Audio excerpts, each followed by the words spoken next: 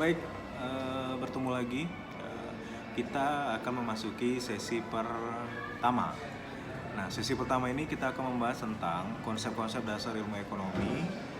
Silakan dipelajari dan dipahami materi tersebut.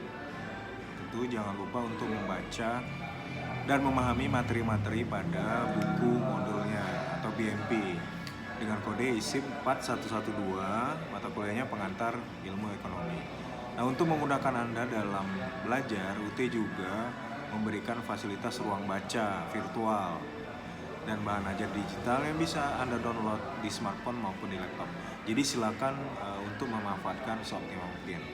Pada sesi ini kami akan menjelaskan pengertian ekonomi, kemudian pengertian kelangkaan, jenis barang dan perekonomian, kemudian menjelaskan pengertian pilihan ekonomi, dan masih banyak lainnya. Jadi silakan mengikuti sesi satu ini. Selamat belajar, semoga sukses selalu.